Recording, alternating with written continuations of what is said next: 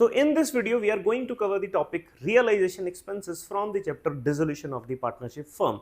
बेटा ये जो टॉपिक है ये बहुत ही इंपॉर्टेंट है हमारे लिए, रीजन बिंग कि प्रीवियस ईयर बोर्ड एग्जामिनेशंस में जब भी जर्नल एंट्री बेस्ड या फुल फ्लेज क्वेश्चन हमारे पास रियलाइजेशन अकाउंट का आता है तो उसमें एक ट्रांजैक्शन कई बार रियलाइजेशन एक्सपेंसेस से रिलेटेड होती है। एंड ये टॉपिक थोड़ा कंफ्यूजिंग हो जाता है जब इसकी स्टेटमेंट में कोई भी एक वर्ड के चेंज होने से इसकी पूरी ट्रीटमेंट ही बदल जाती है। सो आज की इस वीडियो में मेरी पूरी कोशिश रहेगी कि मैं आपके जितने भी केसेस हैं रियलाइजेशन एक्सपेंसेस से रिलेटेड जो प्रीवियस ईयर्स में पूछे जा चुके हैं या आपकी बुक्स में एग्जिस्ट करते हैं, मैं वो सारे के सारे केसेस आपको इस वीडियो में एक्सप्लेन करूंगा। एक्सप्लेनेशन के बाद बेटा मैं एक एक करके सारे केसेस की कुछ जर्नल एंट्रीज हैं आपके सामने सॉल्व करूंगा और आपको रिलेट करके दिखाऊंगा कि केस से कैसे रिलेट हो रही है और कैसे आपको अंडरस्टैंड करना है ट्रांजेक्शन को एंड किस तरीके से आपको उसकी एंट्री पास करनी है। And at the end of the video मैं आपको दूंगा एक सीबीएसई 2017 बोर्ड एग्जामिनेशन में आया पूरा का पूरा क्वेश्चन जो कि रियलाइजेशन एक्सपेंसेस पे ही बेस्ड था, वो क्वेश्चन मैं आपको दूंगा सॉल्व करके इसी एक वीडियो के अंदर। एंड इसके बाद एंड में मैं आपको प्रोवाइड करूंगा notes of the same topic realisation expenses so that कि आपके लिए टॉपिक फ्यूचर में भी इजी रहे। तो चलिए ये स्टार्ट करते हैं with the meaning of realisation expenses. तो बेटा हमें ये पता है कि हम अपनी जो फर्म है इसको डिसॉल्व कर रहे हैं and eight the time of dissolution, जब आप अपनी डिसोल्यूशन की प्रोसेस शुरू करते हो तो उस टाइम बिजनेस के पास एसेट्स भी एग्जिस्ट करते हैं एंड बिजनेस के पास लाइबिलिटीज भी एग्जिस्ट करती हैं, राइट। सो हमें बेसिकली करना क्या है, अपने एसेट्स को रियलाइज करना है कैश में एंड देन अपनी लाइबिलिटीज को पे ऑफ करना है। बट ये प्रोसेस जितना सुनने में आसान है उतना नहीं है। रीजन बीइंग कि बेटा बिजनेस के जितने भी एसेट्स हैं इन एसेट्स को बेसिकली पार्टनर्स ओन करते हैं, उनके नाम पे वो एसेट्स हैं। तो जब इन एसेट्स को सेल किया जाएगा तो हो सकता है कि हमें इन एसेट्स को ट्रांसफर करना पड़े। लेट्स से कि हमारे पास एक बिल्डिंग है, ठीक है। सो अगर एक लैंड एंड बिल्डिंग है तो ये हमेशा रजिस्टर्ड होगा। तो जब आप इसको सेल कर रहे हो किसी और पार्टी के नाम पे तो आपको लीगली इसको ट्रांसफर करना पड़ेगा उनके नाम पे। तो यहाँ पर कुछ ना कुछ लीगल चार्जेस, गवर्नमेंट फीस में भी पेपर फीस, ये सब कुछ इन्वॉल्व हो सकती है, राइट। सो जब मैं डिसोल्यूशन के प्रोसेस में हूँ और अपने एसेट्स को कैश में रियलाइज करना चाहता हूँ तो उस टाइम पे मेरे कुछ एडिशनल एक्सपेंसेस आने वाले हैं। Those expenses are known as realisation expenses. में एक दो एग्जांपल और देता हूँ। मान लीजिए कि जब मैं इस बिल्डिंग को सेल करना चाह रहा हूं तो जिस भी पार्टी को मैंने इसको सेल किया है ये पार्टी चाहती है कि इस बिल्डिंग की वैल्यूएशन भी हो, उनको पता हो कि करंट वैल्यू बिल्डिंग की क्या है। तो इस केस में मुझे अपने वैल्यूएशन चार्जेस भी पे करने पड़ सकते हैं। तो एक लीगल फीस तो थी ही, एट द सेम टाइम मेरे पास वैल्यूएशन चार्जेस भी आ गए। और क्या हो सकता है, और हो सकता है कि बहुत सारे एसेट्स हमारे पास हों तो हमें कोई ना कोई ट्रांसपोर्टेशन चार्जेस भी पे करने पड़ सकते हैं। तो ऐसे मल्टीपल टाइप ऑफ एक्सपेंसेस जो हैं वो at the time of dissolution exist करेंगे and all those are known as realisation expenses. कि इस पूरी एक प्रोसेस के अंदर जो भी हमारा खर्चा आ रहा था उसको हम लोग रियलाइजेशन एक्सपेंस बोल रहे हैं। सो अब हम लोग बात करते हैं बेटा इसके ट्रीटमेंट की, ठीक है। सो अब ये देखो एक्सपेंसेस एक एक करके मैं आपको केस वाइज समझाऊंगा और कुछ वर्ड्स यहाँ पर आएंगे जो नॉर्मली आपके पास ट्रांजैक्शंस में भी आते हैं, एग्जामिनेशन में भी आते हैं, आपकी बुक्स में भी देखने को मिलेंगे। तो वो मैं आपको एक एक करके एक्सप्लेन करता हूँ। आइए देखो, सबसे पहला केस हमारा क्या आता है, when the realisation expenses are paid by the firm. इसमें ये जो वर्ड आ रहे हैं ना मैं आपको एक्सप्लेन कर रहा हूँ, paid by the firm and borne by the firm, ठीक है। अब यहाँ पर कई बार हम लोग कंफ्यूज हो जाते हैं कि यार यहाँ पे पेड भी बोल रहा है बॉर्न भी बोल रहा है तो इसका मतलब क्या है। तो पहले तो इसका मतलब समझो। इसका मतलब है that who is responsible for the firm expenses, right. कि रिस्पॉन्सिबिलिटी किसकी है इन एक्सपेंसेस को बियर करने की, कि ये एक्सपेंसेस कौन बियर करेगा, ठीक है। ये भी याद रखना कि एक्सपेंसेस कौन बियर करने वाला है, ये बेसिकली फर्म बियर करने वाली है and these expenses are paid by the firm only. तो केस हमारा पहला क्या हुआ कि मैं अपने आप को जब मैं बोलूंगा इट मींस मैं फर्म की बात कर रहा हूं। तो एक्सपेंसेस मेरे हैं और मैंने ही पे किए हैं, तो इट मींस कि इसके लिए कोई और थर्ड पार्टी लाइबल नहीं है, कोई पार्टनर लाइबल नहीं है, मेरे खर्चे मैंने दिए, राइट। सो जब मैं अपने एक्सपेंसेस को पे कर रहा हूं तो मेरा रियलाइजेशन एक्सपेंस, रियलाइजेशन क्या हो जाएगा, यहाँ पर डेबिट हो जाएगा। So realization account debit to maybe cash और बैंक अकाउंट, राइट। जो भी एक्सपेंस है यहाँ पर उसकी हम लोग जितना भी अमाउंट है हमने पेमेंट कर दिया, ठीक है। सो रियलाइजेशन यहाँ पे डेबिट क्यों है बेटा, नॉमिनल का रूल है हमारा, debit all expenses and losses, right. आइए अब समझते हैं केस टू को। देखो देखिए अब केस टू कहता है when the realisation expenses are paid by the partner. तो सबसे पहले आपने ये देखना है कि इसको पे किसने किया है। दूसरी चीज आपने देखनी है it is to be borne by the firm. So इसकी रिस्पॉन्सिबिलिटी किसकी थी, रिस्पॉन्सिबिलिटी जो थी वो थी फर्म की and it is paid by the partner. तो इट मींस ये सिचुएशन क्या बन गई, now this is a situation when the expenses are paid by the partner on behalf of the firm, यानी कि पार्टनर ने ये खर्चा हमारे बिहाफ पे किया, यानी कि फर्म के बिहाफ पे। Now firm is liable to pay to that partner, right. So ये खर्चा पार्टनर का नहीं था। कौन है रिस्पॉन्सिबल खर्चे के लिए? खर्चे के लिए हम रिस्पॉन्सिबल, यानी कि फर्म रिस्पॉन्सिबल है, लेकिन ये खर्चा हमारे बिहाफ पे एक पार्टनर दे देता है। तो now my liability, firms liability towards the partner arises, यानी कि मैंने अब उसको पैसे देने हैं, तो अगर वो मेरे बिहाफ पे खर्चा करेगा तो मुझे उसे पैसा देना पड़ेगा। क्या इससे मेरा अपना एक्सपेंस डिक्रीज होता है? नहीं, क्योंकि ये जो एक्सपेंसेस थे ये एक्चुअल में रिस्पॉन्सिबिलिटी किसकी थी? ये मेरी थी। तो इट मींस कि मेरा जो रियलाइजेशन एक्सपेंस, रियलाइजेशन अकाउंट है वो एज इट इज डेबिट रहेगा। सो रियलाइजेशन अकाउंट यहां पर हो गया है डेबिट। अब पिछली बार जब मैंने पेमेंट कैश में की थी तो यहाँ पे कैश आया था, लेकिन अब मैं कर रहा हूँ किसी पार्टनर को, तो यहाँ पे एंट्री आ जाएगी to concerned partners capital account, right. So जितना भी अमाउंट है उस पर्टिकुलर पार्टनर को मैं ये पैसे देने वाला हूँ, ठीक है। सो मैंने उसके कैपिटल अकाउंट में अमाउंट ट्रांसफर कर दिया, क्योंकि मैं उसको कैश पेमेंट नहीं दे रहा हूँ, क्योंकि पार्टनर का हिसाब ऑलरेडी फर्म के पास कैपिटल के फॉर्म में होना ही है, ठीक है। चलिए आइए, सो आई होप कि क्लैरिटी मिली हो। अगला केस देखते हैं, देखो आइए नेक्स्ट केस पे। So it says when the realisation expenses are paid by the firm, देखो किसने पे किया इस बार? फर्म ने। But these expenses are to be borne by the partner. Now who is responsible? The partner is responsible, right? So partner क्या है? Partner is responsible to bear the expenses. It means ये partner के खर्चे हैं, partner देख रहा है सारा कुछ realization से related, ये firm खर्चे नहीं करेगी, right? But now these expenses are paid by the firm. लेकिन पे किसने कर दिया? हमने कर दिया। तो it means कि ये केस क्या बन गया? Now expenses are, मैं लिख ही देता हूं ताकि आप में से किसी को भी कंफ्यूजन ना हो। अब ये केस क्या बन गया? Expenses are paid bye the firm. पिछली बार था on the behalf of the firm, अब आ जाएगा on the behalf of the partner. अब मैंने पार्टनर के बिहाफ पे क्या कर दिया? खर्चा कर दिया। देखो इसको एंट्री को ब्रेक करके देखते हैं, देखो ध्यान से। सो मेरे पास से जो कैश या बैंक का अमाउंट था वो तो चला गया ना, तो मैं एज अ फर्म अपने कैश और बैंक अकाउंट को तो यहाँ पे क्रेडिट कर दूंगा। द पॉइंट इज कि मैं डेबिट किसको करूं? क्या ये खर्चा एक्चुअल में मेरा था? जब मेरा ये खर्चा ही नहीं था तो इट मींस कि यहां पर रियलाइजेशन नहीं आएगा, राइट। पिछली बार देखो दोनों केसेस में खर्चा किसका था? फर्म का था, तो realisation expense, realisation account debit हुआ। लेकिन अब ये एक्सपेंस हमारा नहीं है, यानी फर्म का एक्सपेंस नहीं है, तो यहाँ पे रियलाइजेशन नहीं आएगा। अब ये एक्चुअल में यहाँ पे आएगा क्या और क्यों आएगा वो मैं एक्सप्लेन करता हूँ। तो यहाँ पे आएगा कंसर्न्ड पार्टनर्स, जो भी पार्टनर होगा उसका नाम capital account. The point is कि सर ये डेबिट क्यों हुआ है ये समझना आप। देखो सो कैपिटल क्या होती है? पहले तो ये देखो कैपिटल क्या होती है। Capital is the amount that is invested by the partner into the firm, right. So ये फर्म में किसने पैसा लगाया? पार्टनर ने पैसा लगाया। तो it means this is a firms liability towards the partner. और लायबिलिटी का बैलेंस क्या होता है? ये हमेशा क्रेडिट होता है। कैपिटल हमेशा बैलेंस कौन सा होता है? क्रेडिट होता है। अब ध्यान से सुनना, मैंने आपके 10 लाख रुपए देने हैं, तो it means this is my liability, यानी इंटरनल लायबिलिटी कैपिटल है। तो आपने 10 लाख रुपए मेरे पास रखे थे, मैंने ये पैसे आपके देने हैं, राइट। अब आपके बिहाफ पे मैंने एक खर्चा पे कर दिया, लेट्स से 1 लाख रुपए का। तो मैंने पहले आपको 10 लाख देने थे, अब आपका कोई खर्चा था 1 लाख का, वो मैंने पे कर दिया, तो माई लायबिलिटी टुवर्ड्स यू डिक्रीज्ड, ये 1 लाख रुपए से कम हो गई है।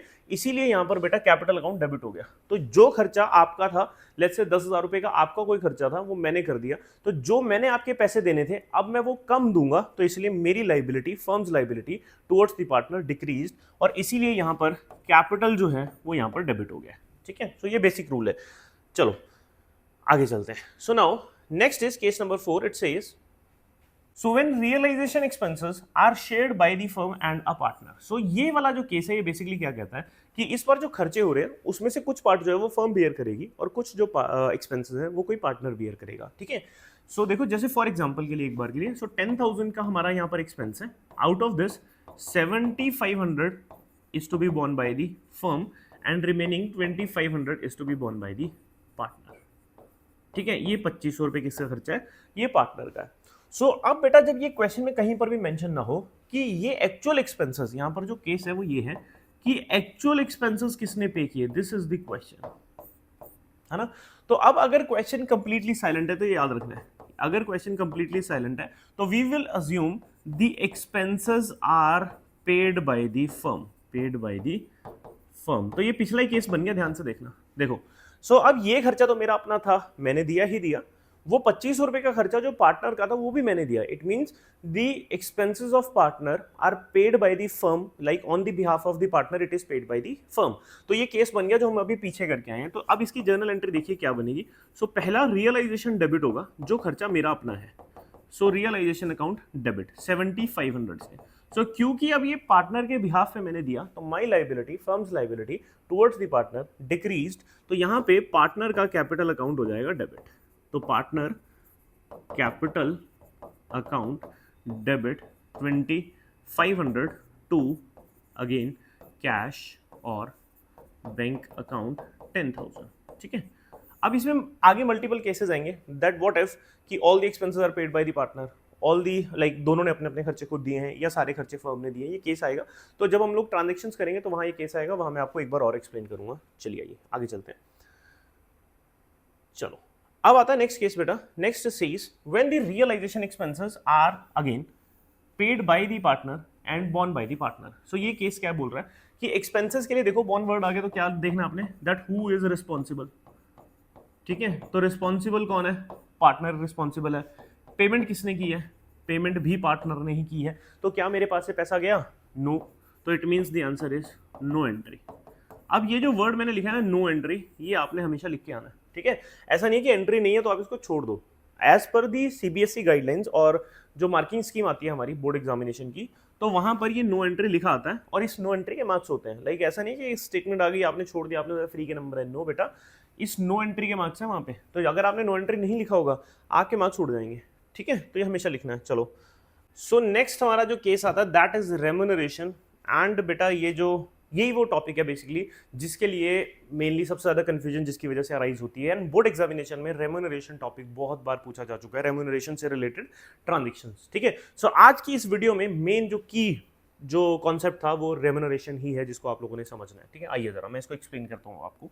सो देखो रेम्यूनरेशन का कॉन्सेप्ट क्या है, when a partner is allowed a remuneration. तो पहले इसका कॉन्सेप्ट समझते हैं। देखो सो जब हमारा डिसोल्यूशन का प्रोसेस चल रहा है और डिसोल्यूशन प्रोसेस के अंदर जो हमारे खर्चे हो रहे हैं, और हो सकता है हमें किसी थर्ड पार्टी को भी यहाँ पर हायर करना पड़ा हो, किसी एजेंसी को हायर करना पड़ा हो, कोई ऑक्शन कमिश्नर हायर किया हो हमने, वैल्यूएशन के लिए कोई पर्सन हायर किया हो, तो अलग अलग लोगों को हायर करके हम लोग एक्सपेंसेस बियर कर रहे हैं। तो हमने सोचा कि यार ये सब कुछ करने की बजाय अगर हम किसी अपने पार्टनर को रिस्पॉन्सिबिलिटी दे दें, उस पार्टनर को बोलें कि क्यों ना भाई आप सारे के सारे डिसोल्यूशन के हमारे प्रोसेस को कैरी कर लो, आप उसके लिए हम आपको एक एडिशनल अमाउंट पे कर देंगे। तो now this is the concept of remuneration, कि जब किसी एक पार्टनर को एक एडिशनल अमाउंट मिलता है to carry out the dissolution process, कि अब कोई बाहर का बंदा नहीं देख रहा, कोई अलग अलग लोग नहीं देख रहे, अब एक ही बंदा पूरी की पूरी रिस्पॉन्सिबिलिटी लेकर बैठा है एंड वो बंदा हमारा अपना ही पार्टनर है। अब इंस्टेड ऑफ हमारा अपना पार्टनर अगर कोई थर्ड पार्टी होती तो ये सेम वही केसेस होते जो हमारे पहले आए थे कि realisation expenses paid by the firm, कोई ऑक्शन कमीशन है, then again realisation expenses paid by the firm. तो उन केसेस में कुछ भी अलग नहीं होता, वो सेम वही केस थे जो पहले गए हैं। यहाँ पर कॉन्सेप्ट तब यहाँ पर हल्का सा चेंज हो जाता है जब पार्टनर इन्वॉल्व हो जाता है। राइट, आइए जरा। तो now if a partner is allowed और रेम्यूनरेशन, कि अब हमने पार्टनर को बोला कि हम आपको एक एडिशनल अमाउंट देंगे पूरा का पूरा डिसोल्यूशन का प्रोसेस देखने के लिए, एंड जो डिसोल्यूशन के खर्चे होंगे उनके बारे में ही ये केस एक्सप्लेन करना है मैंने आपको। ठीक है, आइए जरा। सो now the point is if partner is allowed a remuneration, तो सबसे पहले मैंने पार्टनर को जब रेम्यूनरेशन दी तो उसकी भी एक जर्नल एंट्री बनेगी। ठीक है, so now it's journal entry is realization, क्योंकि मेरा अपना एक्सपेंस है ये, so realization account debit to concerned partner capital account. जितना भी अमाउंट मैंने दिया, लेट्स से कि मैंने अपने पार्टनर को यहां पर 10,000 रुपीज पे कर दिए। ठीक है, सो मैंने बोला कि ये भाई 10,000 रुपए मैंने दिए आपको। ठीक है, ये एंट्री होती है हमेशा रेम्यूनरेशन देने की, ये रेम्यूनरेशन अलाउ करने की एंट्री है। ठीक है, अब मैं आपको केस के साथ समझाऊंगा। सो नाउ द पॉइंट इज कि इफ, अब ये केस है ध्यान से, now if a partner is allowed a remuneration and he agreed to bear all the dissolution or realization expenses। और एक और स्टेटमेंट आपको आ जाती है that he was to bear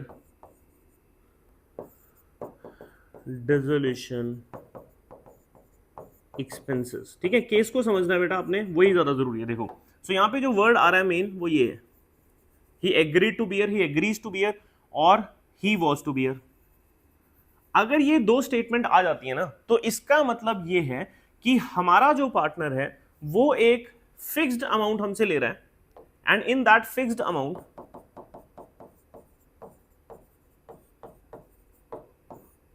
remuneration of the partner is there, right, plus realization expenses are also included.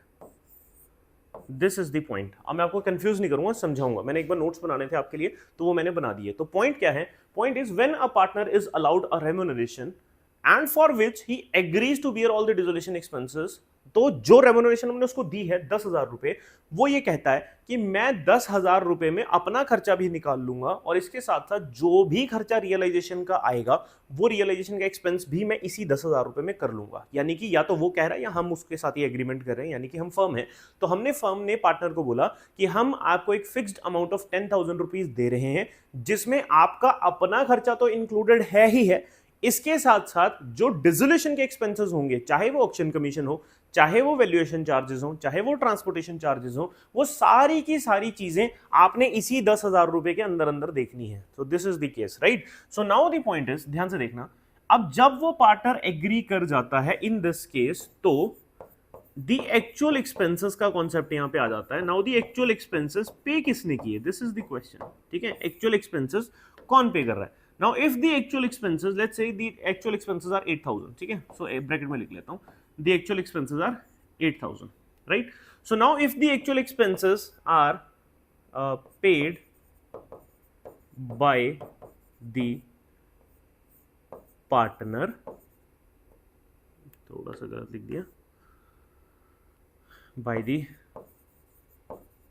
partner or by the firm, ठीक है। देखो अब कॉन्सेप्ट ये आ जाता है कि अगर हमने एक पार्टनर को फिक्स्ड रेम्यूनरेशन दे ही दी है, हमने बोल दिया कि इसी 10,000 रुपए में आपने सब कुछ करना है, और 10,000 के बाद एक्चुअल जो एक्सपेंस आ रहा है वो 8,000 आ रहा है, ये इससे ज्यादा और कम दोनों हो सकता है। So in case if the actual expenses are paid by the partner, so in this case no entry is required. बस ये याद रखना आपने, नो एंट्री इज रिक्वायर्ड। हमारी बुक्स में कोई भी एंट्री नहीं होगी, यानी कि हम एक्चुअल एक्सपेंसेस को टोटली इग्नोर कर देंगे। अब ध्यान सुनना, मैं कंक्लूड कर रहा हूं। मैंने आपको 10,000 रुपए देकर बोला कि ये काम कर दो, डन, आपने ये काम कर दिया, मैं आपको एडिशनल कोई पैसे पे नहीं करूंगा। आपने ये काम चाहे 8,000 में भी कर दिया, मुझे 2,000 वापस नहीं चाहिए, क्योंकि मैंने आपको कहा था कि 10,000 में काम कर दो, आपने कहा मैं हो जाएगा, काम हो गया, मुझे कोई मतलब नहीं कि कैसे हुआ, कितने में हुआ, I don't care, right. So now the concept is, if these actual expenses are again paid by the firm, तो यहां कॉन्सेप्ट आ जाता है on the behalf of the partner वाला केस बन गया, ये on the behalf of partner, ये वो वाला केस बन गया अब, ठीक है।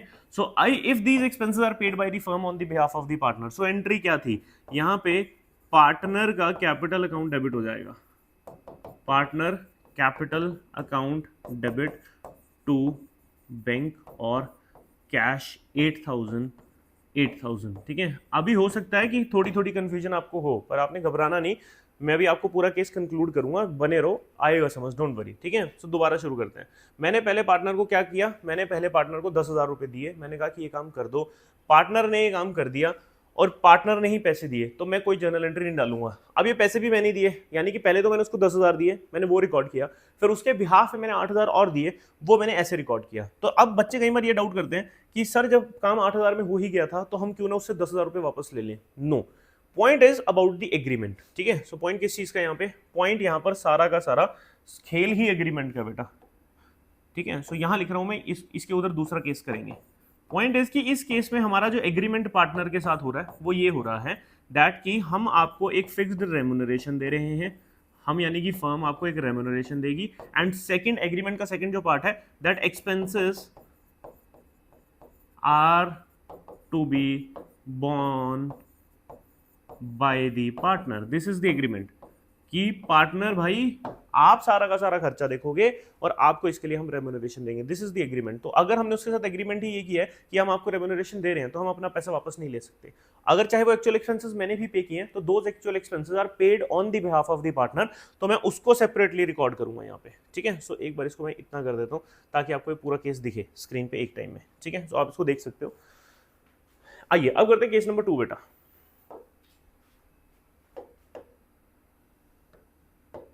चलिए आइए। सो नाउ द पॉइंट इज कि अब हमारा, पहले मैं एग्रीमेंट ही लिख देता हूं कि अब हमारा इस केस में एग्रीमेंट क्या है, दैट फर्म इज रिस्पॉन्सिबल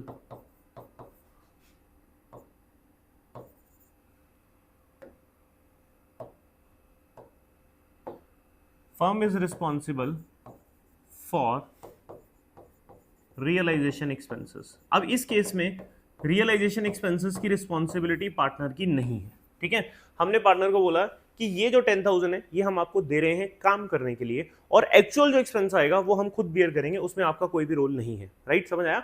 सो यहां पर जो एग्रीमेंट का पहला पार्ट है दैट इज रेम्यूनरेशन, कि पहला पार्ट क्या बोलता है कि रेम्यूनरेशन पार्टनर को मिलेगी, एंड सेकंड पार्ट क्या बोलता है, about the expenses, these expenses are to be borne by the firm. ये एक्सपेंसेस फर्म के हैं, पार्टनर के नहीं है।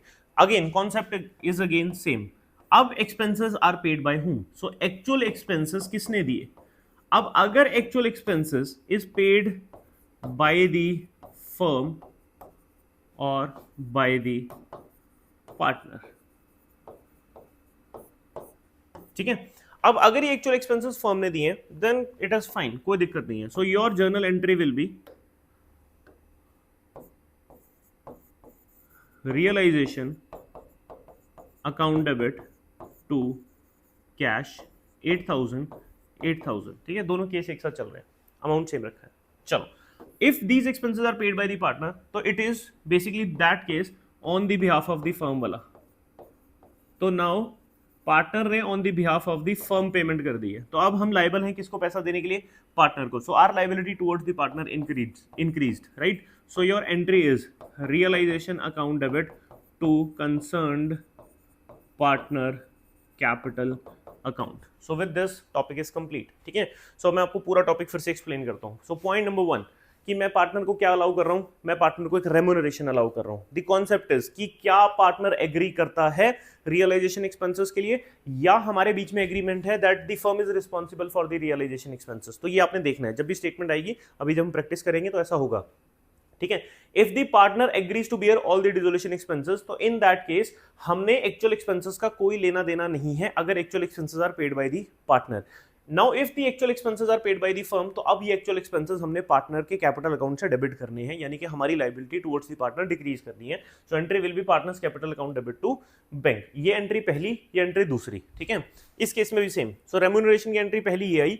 अगर अब ये पैसे फर्म ने दिए तो एंट्री है रियलाइजेशन टू कैश। अब अगर ये पैसे पार्टनर ने दिए, entry is realisation to partner 8,000 and 8,000, ठीक है। सो आई होप कि ये समझ आया हो। अब मैं आपको जब ये केसेस ट्रांजैक्शंस के थ्रू कराऊंगा तो और बेटर क्लैरिटी मिलेगी। सो आइए स्टार्ट करते हैं जरा।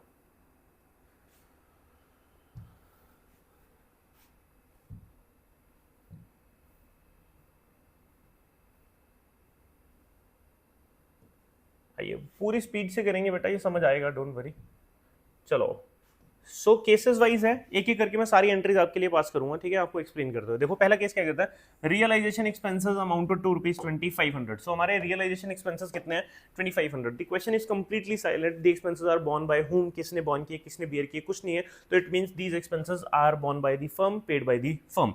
सो your journal entry is realisation, ये बेसिक केस है हमारा। So realization account debit to cash और बैंक, जैसे भी हम ये अमाउंट पे कर रहे हैं 2500 एंड 2500, ठीक है। आइए नेक्स्ट पे चलते हैं। देखो नेक्स्ट कहता है realization expenses amounting to ₹4,000 were paid by a partner Raj. So ये जो एक्सपेंसेस हैं ये एक पार्टनर ने दिए, राज ने बियर किए हैं, किसके बिहाफ पे। Now these expenses are paid by the partner on behalf of the firm. Reason being कि ये स्टेटमेंट कहीं से भी ये क्लैरिफाई नहीं करती that expenses are to be borne by the partner, ठीक है।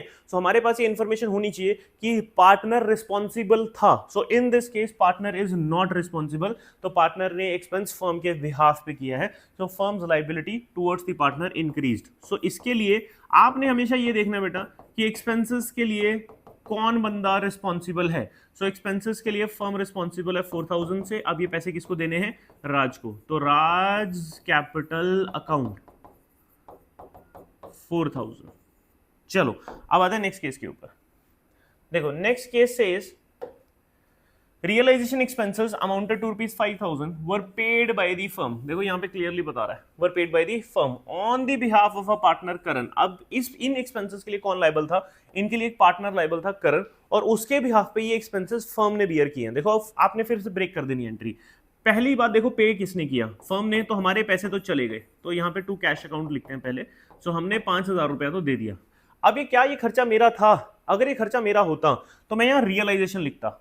अब ये खर्चा एक्चुअल में किसका था? ये करण का था, तो मैं यहां क्या लिखूंगा? मैं यहां लिखूंगा करन्स कैपिटल अकाउंट 5000, ठीक है। आइए नेक्स्ट चलते हैं। देखो next is realisation expenses amounted to 7500 were paid by the firm. ये तो हाईलाइट कर लिया करो सबसे पहले, पेड बाय द फर्म। तो फर्म ने पैसे दिए हैं तो चुप करके चाहे यहां पर कैश लिख दो, कोई दिक्कत नहीं है बेटा, क्योंकि हमारा पैसा तो जा चुका है, ठीक है। So partner Aman had agreed to bear the expenses. So एक पार्टनर है जो एग्री कर रहा था कि ये एक्सपेंसेस वो देगा। तो अगर पार्टनर एग्री कर रहा था तो बेटे उसके बिहाफ पे किसने दिए? उसके बिहाफ पे फर्म ने दिए। तो अगेन यहां पर हम लोग क्या लिखेंगे? यहां हम लोग लिखेंगे Aman's capital account debit 7500। So I hope कि क्लैरिटी मिली हो, है ना, कि किसने पे किया, रिस्पॉन्सिबल कौन था। हम रिस्पॉन्सिबल है तो रियलाइजेशन, पार्टनर रिस्पॉन्सिबल है तो पार्टनर। चलो देखिए next. So now the realisation expenses amounted to ₹10,000 were paid by. Paid by देख लो कौन है? पेड बाय कौन है? फर्म। तो क्या कर रहे हैं? पेड बाय फर्म है तो सबसे पहले यहां पर क्या लिख लोगे? To cash 10,000। हमारा 10,000 रुपया जा चुका है। आगे देखेंगे क्या होगा। अब देखो out of which 4,000 were to be borne by the firm. इसमें से खर्चा हमारा सिर्फ 4,000 ही था, एंड बैलेंस किसका था? बैलेंस रोहित का था। यानी कि हमने कुछ खर्चा तो अपना खुद का पे किया है। So that is realisation. ये जो मैंने स्टार्टिंग में एक्सप्लेन किया था ना केसेस, उसमें केस 4 आया था कि when the realisation expenses are shared by the firm and the partner. तो वहां मैंने कहा था ये देखना है हमने कि एक्चुअल में पे कौन कर रहा है। तो पे करने के ऊपर डिपेंड करेगा कि एंट्री क्या बनेगी। तो हमारा अपना देखो कितना है? 4,000 were to be borne by the firm. So हमारा अपना खर्चा इसमें सिर्फ 4,000 है। तो रिमेनिंग जो 6,000 हमने दिया वो रोहित के बिहाफ पे दिया। तो यहां हम लोग क्या लिख देंगे अब? रोहित कैपिटल अकाउंट, ठीक है। आइए नेक्स्ट चलते हैं। अब बहुत जल्दी जल्दी सॉल्व हो जाएंगे एक बार केसेस समझ आने के बाद। देखो so now the dissolution expenses amounted to ₹10,000 4,000 were to be borne. देखो बॉर्न आ गया तो रिस्पॉन्सिबिलिटी आ गई बाय द फर्म। मेरा अपना खर्चा कितना है? मेरा अपना खर्चा सिर्फ 4,000 है। तो जब मेरा खर्चा ही 4,000 है तो मेरा अपना जो रियलाइजेशन अकाउंट है वो यहां पर सिर्फ 4,000 से ही डेबिट होना चाहिए, क्योंकि मैंने इतना ही बियर कर रहा था, ठीक है। एंड ये कहता है and the balance bye the partner Arjun. जो बैलेंस था वो किसने देना था? अर्जुन ने।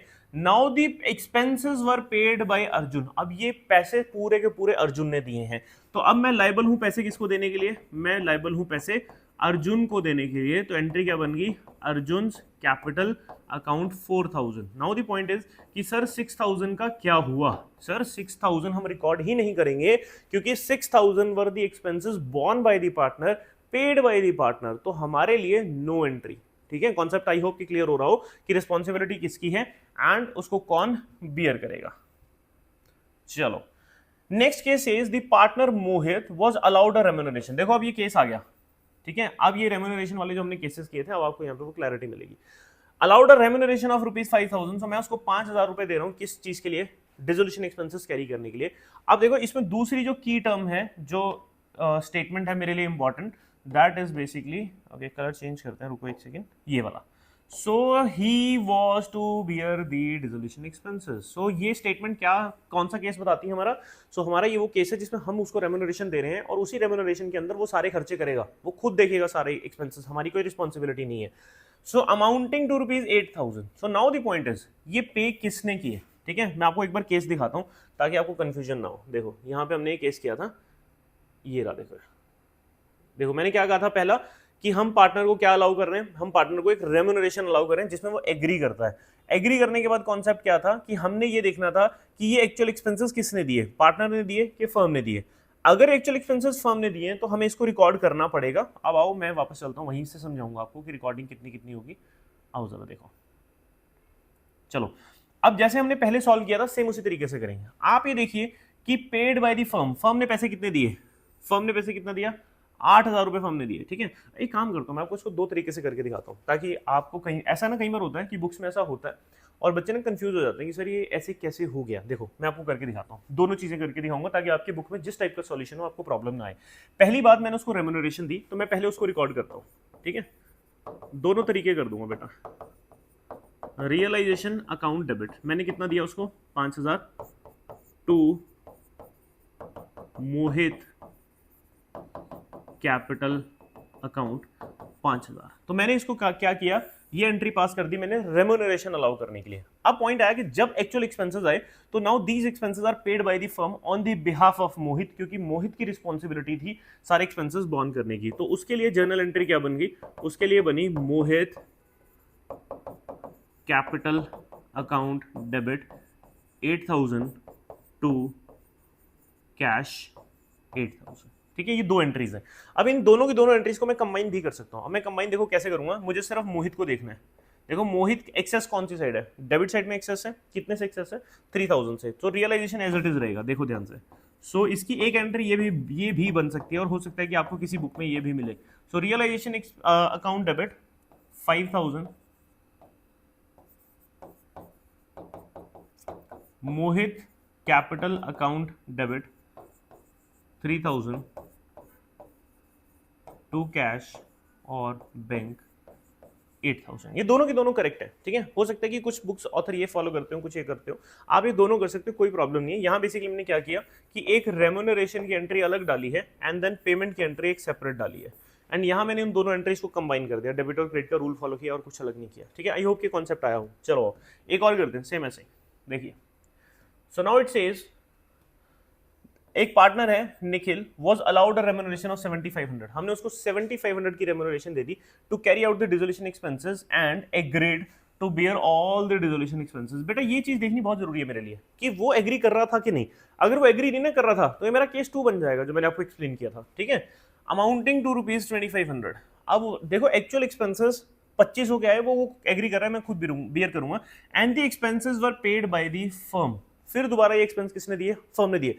बिल्कुल सेम है जो हम पहले करके हैं, 100% सेम केस है, कुछ भी अलग नहीं है। आइए सो हम इसको कंबाइंड एंट्री डालते हैं। चलो मैं अलग अलग दोनों ही कर देता हूं आपके लिए यार, आओ कोई बात नहीं। देखो पहली बात, सो मेरा रियलाइजेशन डेबिट हुआ जब मैंने उसको रेम्यूनरेशन दी 7,500 की। ठीक है, 2 ये रेम्यूनरेशन किसको मिली है, निखिल को, तो निखिल कैपिटल अकाउंट। ठीक है, मैंने शॉर्ट में लिखा है, ध्यान रखना है। इसके बाद ये पैसे हमने निखिल के बिहाफ पे दिए तो यहां पर आ गई entry Nikhil capital account debit 2,500 to cash 2,500। एक काम करो, इसकी कंबाइंड एंट्री आप करो। ठीक है, आप इसकी कंबाइंड एंट्री करना और एक बार कमेंट बॉक्स में ड्रॉप जरूर करना कि आपको ये आ गया कॉन्सेप्ट। ठीक है, सो आई होप कि बाकी भी आपको आ रहा हो। चलिए ये सबसे क्रिटिकल है, अब जो मैं करने वाला हूं सबसे अमेजिंग यही है। चलो सो एक पार्टनर है यश was to paid remuneration of 10,000। अब क्वेश्चन में चेक करूं क्या कहीं पर भी ये मेंशन्ड है that he agreed to bear the dissolution expenses, और यहीं से वो कॉन्सेप्ट है जो आपका क्लियर हो जाएगा रेम्यूनरेशन का। ठीक है, देखो पूरा क्वेश्चन कहीं से स्पेसिफाई नहीं करता कि पार्टनर एग्री करता था कि उन एक्सपेंसेस को पार्टनर बियर करेगा। ठीक है, देखिए so partner Yash was to paid remuneration 10,000, हमने उसको रेम्यूनरेशन दी तो पहले ये रिकॉर्ड करेंगे क्योंकि ये फर्म का एक्सपेंस है। So your entry is realisation account debit 10,000 2 पैसे किसको दिए, यश कैपिटल अकाउंट 10,000। ठीक है, then the realisation expenses amounting to ₹7,500। Now these are actual expenses paid by the firm, और ये एक्चुअल एक्सपेंसेस किसने दिए, हमने ही दिए हैं। सो इसकी दूसरी जो एंट्री बनेगी that is realisation account debit to cash 7,500 and 7500। अब इस एंट्री को भी मैं कंबाइन कर सकता हूं, realisation account debit 17500 to Yash capital 10000 to cash account 7500। ठीक है, आई होप कि समझ आया होगा। इस केस में इसकी रिस्पॉन्सिबिलिटी जो थी, ये जो रिस्पॉन्सिबिलिटी थी ये किसकी थी, ये रिस्पॉन्सिबिलिटी थी फर्म की। सो फर्म ने ही ये खर्चा पे कर दिया है, तो ये वो वाला केस है हमारा। ठीक है, आओ अब नेक्स्ट देखते हैं। नेक्स्ट भी सेम है, थोड़ा सा एक वर्ड चेंज होगा, ये वाला देखो मैंने हाईलाइट कर दिया था ये पहले। ठीक है, देखिए सो अब क्या कह रहा है, पार्टनर है एक Vivek, was to paid a remuneration of 12000। हमने पार्टनर विवेक को 12500 की रेम्यूनरेशन दे दी है, and realisation expenses amounting to ₹4500 were paid by him. अब उसने 4500 रुपए का खर्चा पे कर दिया। अब आप सोचोगे कि उसने कर दिया तो हम एक्चुअल एक्सपेंस क्यों देखें, बट द पॉइंट इज कि क्या कहीं पर लिखा है that the partner agreed to bear the dissolution expenses, नहीं लिखा। तो it means these expenses were to be borne by the firm. ठीक है, सो क्या स्टेटमेंट आ गई, were to be borne by the firm, यानी कि फर्म रिस्पॉन्सिबल थी इन एक्सपेंसेस के लिए और फर्म के बिहाफ पे पार्टनर ने पे किए हैं। ठीक है, आइए सो एंट्री करते हैं अब। So point is amount is realisation में डेबिट, रियलाइजेशन अकाउंट डेबिट। ठीक है, सो 12500 और इसको प्लस कर लेंगे, 12 और 5 17, 17000। ये पूरे 17000 मैंने किसको पे करने हैं, विवेक कैपिटल, विवेक्स कैपिटल अकाउंट 17000। ठीक है, आप इसकी दो सेपरेट एंट्रीज भी डाल सकते थे, बट दो एंट्री सेम रहने वाली थी। पहली रहती रियलाइजेशन टू पार्टनर 12500, फिर रहती रियलाइजेशन टू पार्टनर 4500। तो मैंने दोनों को मर्ज कर दिया, ये सेम एंट्री रहती, इसमें कोई चेंज नहीं आता। सो ये केस कौन सा मैं आपको वो भी दिखा देता हूँ। देखो जो अभी अभी हमने केसेस किए थे अपने, ओके सो कहाँ चले गए केसेस, ओके सो ये वाला केस था। ठीक है, so that firm is responsible for the realisation expenses and the actual expenses are paid by the partner. तो रियलाइजेशन टू पार्टनर ये भी और रियलाइजेशन टू पार्टनर रेम्यूनरेशन भी, तो दोनों ही चीजें आएंगी। ठीक है, आओ जरा वापस, चलिए नेक्स्ट करते हैं।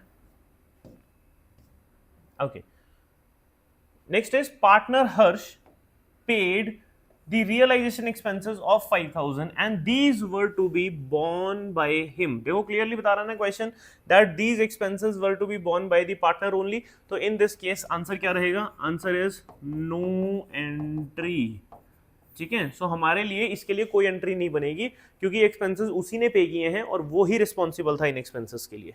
चलो अब आता है बेटा ये question that this is similar to CBSE 2017। ये एक्चुअल क्वेश्चन नहीं है, सिर्फ और सिर्फ अमाउंट्स का चेंजेस है यहाँ पे और कुछ नहीं है, सो दैट आप उस क्वेश्चन को भी प्रैक्टिस कर पाए। तो इसलिए मैंने यहाँ छोटे छोटे चेंजेस किए हैं, ज्यादा कुछ नहीं। तो ये 6 ट्रांजेक्शन है, मैं 6 की 6 आपको एक्सप्लेन कर रहा हूँ और इसके बाद मैं आपको एंड में एक और क्वेश्चन दूंगा जो फॉरेन सीबीएसई 2017 में आया था, बिल्कुल सिमिलर है वो क्वेश्चन भी, ऐसा ही है। तो ये दोनों क्वेश्चंस मैं आपको वीडियो के एंड में देता हूँ और इसके साथ साथ मैं इस रियलाइजेशन के पूरे नोट्स आपको प्रोवाइड करूंगा। ठीक है, आइए जरा। सो डिसोल्यूशन एक्सपेंसेस अमाउंटेड टू ₹400। सो हम जल्दी करेंगे इस पर ही। सो हमारे खर्चे हैं हमने दे दिए, सो एंट्री क्या बनी, realisation account debit to cash account 400 and 400। चलिए नेक्स्ट चलते हैं, देखिए नेक्स्ट क्या कहता है। Next is that dissolution expenses 400 were paid by the partner Deepak. अब ये किसने पे किए, दीपक ने। क्या क्वेश्चन स्पेसिफाई करता है कि दीपक रिस्पॉन्सिबल था, नहीं था। तो इट मींस ये फर्म रिस्पॉन्सिबल थी, फर्म के बिहाफ पे दीपक ने दिए हैं। So your entry will be realization account debit 400 to Deepak's capital account 400। चलो नेक्स्ट करते हैं। देखो सो इन नेक्स्ट क्वेश्चन से पार्टनर गीता, ये ट्रांजेक्शन सेम है, was appointed to look after dissolution work. किसको अपॉइंट किया गया है, ये गीता को अपॉइंट किया गया है and allowed a remuneration of 10,000। हमने उसको कितने पैसे दिए, 10,000। नाउ द पॉइंट इज क्या गीता एग्री करती है, then answer is yes, she agreed to bear the dissolution expenses. तो जब कोई पार्टनर डिसोल्यूशन एक्सपेंसेस बियर करने के लिए एग्री कर जाता है तो हमने सिर्फ और सिर्फ ये देखना है कि वो एक्सपेंस पे किसने किए हैं। चलो so the actual expenses of 9500 were paid by the Geeta. तो अगर actual expenses are paid by the partner हम इसको इग्नोर कर देंगे। So your journal entry will only for remuneration, that will be realization account debit 10,000 to गीता's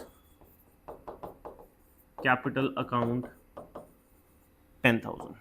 चलो next करते हैं। देखो देखो इसमें सारी केसेस आए हैं एक ही क्वेश्चन के अंदर. So now the partner agree to look after the dissolution work for a commission of ₹2500. इस ये ट्रांजेक्शन थोड़ी डिफरेंट है उससे. सो ₹2500 यहाँ पे हम उसको दे रहे हैं. And she also agree to bear the dissolution expenses. ये भी एग्री करती है कि डिसोल्यूशन एक्सपेंसेस खुद बियर करेगी. But the actual expenses of 2750 were paid by partner Rohan. Okay, so transaction थोड़ी सी डिफरेंट है ये. सो नाउ अब हुआ क्या, ये हमारी फर्म है. फर्म ने रेम्यूनरेशन दी पार्टनर नेहा को, लेकिन जो खर्चा है वो पे किया है रोहन ने. ये एक और पार्टनर है हमारा. ठीक है. सो अब देखो इसकी एंट्री बड़ी अच्छी बनेगी. देखिए, सो अमाउंट देख लेते हैं एक बार पहले सारे के सारे. सो एक्चुअल एक्सपेंसेस जो पेड है वो किसने पे किए हैं? रोहन ने. तो देखो फर्म अब ये पैसा किससे लेगी? नेहा से लेके रोहन को देने हैं. तो रोहन तो पहले क्रेडिट कर दो. ठीक है. सो रोहन कैपिटल, रोहन के पास टोटल कितने पैसे जाने चाहिए? 2750. रीजन बीइंग कि रोहन रिस्पॉन्सिबल था ही नहीं इस एक्सपेंस के लिए जिसने ये बियर कर दिया है, तो रोहन को तो ये पैसा मिलना चाहिए, तो रोहन तो क्रेडिट हो गया. Simple simple. ठीक है. अब देखो इसमें फर्म की रिस्पॉन्सिबिलिटी कितनी थी? Firm's responsibility was realisation account debit. जो फर्म की रिस्पॉन्सिबिलिटी थी दैट वाज ओनली यहाँ पर 2500. अब मैंने यहाँ पे ऐसा क्यों बोला कि फर्म की रिस्पॉन्सिबिलिटी 2500 थी बेटा? क्योंकि पार्टनर ने एग्री किया था कि वो डिसोल्यूशन के एक्सपेंसेस यहाँ पर बियर करने वाला है. ठीक है. तो अब देखो कि डिफरेंस कितना रह गया. सो ये जो बाकी के पैसे हैं ये हम किससे लेंगे? ये लेंगे नेहा से. So interest partners sorry Neha's capital account debit ₹250. ठीक है. सो आई होप कि क्लैरिटी मिली हो इसकी आपको. ठीक है, कि कैसे हुआ ये केस कि रियलाइजेशन हमारी रिस्पॉन्सिबिलिटी इतनी है, ये पैसे रोहन को मिलने हैं अब, और इसमें नेहा से भी हमने ₹250 लेने हैं. चलो नेक्स्ट आते हैं केस पे. देखिए, so next is when the partner Priya agree to look after the dissolution for a commission of ₹4500. So partner को यहाँ 4500 रुपए मिलने हैं and also agree to bear the dissolution expenses. सब में वो पार्टनर एग्री कर रहे हैं. ठीक है. So Priya took over a furniture worth ₹4500. उसने एक एसेट ले लिया फुल सेटलमेंट में फॉर हर कमीशन. सो अब देखो इसकी and this already had been transfer to the realization account. So इसका आंसर इज नो एंट्री. मैं आपको कॉन्सेप्ट एक्सप्लेन करता हूँ व्हाई. देखो, जब आप अपना रियलाइजेशन अकाउंट बना रहे हो तो इट मींस आपने रियलाइजेशन अकाउंट में ऑलरेडी अपने एसेट्स को ट्रांसफर कर दिया. So for example this is your T shape account. ठीक है. सो आपके जो एसेट्स हैं वो यहां पर क्लोज हो चुके हैं. डन हो गया. जब एसेट्स रियलाइज होंगे तो इनका अमाउंट यहां पर आना है. ठीक है. पैसे यहां पर आने हैं और जो डिसोल्यूशन एक्सपेंसेस पे होने हैं वो यहां पर पे होने हैं. कॉन्सेप्ट समझना. अब देखो कि अब हुआ क्या बेसिकली कि मैंने 4500 के पीछे एक फुल सेटलमेंट करी, तो ना मेरे पास कैश आया ना मेरा खर्चा कभी गया. सो मुझे एंट्री करने की रिक्वायरमेंट है ही नहीं. So answer is no entry in this case. ठीक है. देखो बोर्ड में आया इतनी लंबी ट्रांजेक्शन, आंसर कुछ नहीं. आइए नेक्स्ट एंड द लास्ट. चलो. सो अगेन अब एक डेटर है mister Sandeep whose balance was 9500. हमने उसको 9500 रुपए हमने वी आर ओके डेटर है सॉरी हमने लेने हैं पैसे. I am so sorry. Agreed to pay dissolution expenses. अब ये हमारे बिहाफ पे 9000 के एक्सपेंसेस देने को तैयार है फुल सेटलमेंट में ऑफ हिज डेट. यानी कि अब हमने इससे पैसे लेने नहीं और जो डिसोल्यूशन एक्सपेंस बियर कर रहे थे वो पैसे देने नहीं. तो ना पैसा लेना है ना पैसा देना है. तो again the answer is no entry. चलो जी. ठीक है. सो विद दिस हमारा रियलाइजेशन अकाउंट यहाँ पर ये रियलाइजेशन से रिलेटेड एक्सपेंसेस सॉरी बहुत हैवी होगी मुझे लगता है वीडियो. सो रियलाइजेशन एक्सपेंसेस से रिलेटेड जितने भी कॉन्सेप्ट एंड केसेस थे वो सारे के सारे मैंने यहाँ पर कंप्लीट कर दिए हैं. सो इन केस अगर आपको कोई भी डाउट आता है तो नीचे कमेंट सेक्शन में अपना डाउट जो है वो ड्रॉप कर देना. So I will definitely see and reply to you guys.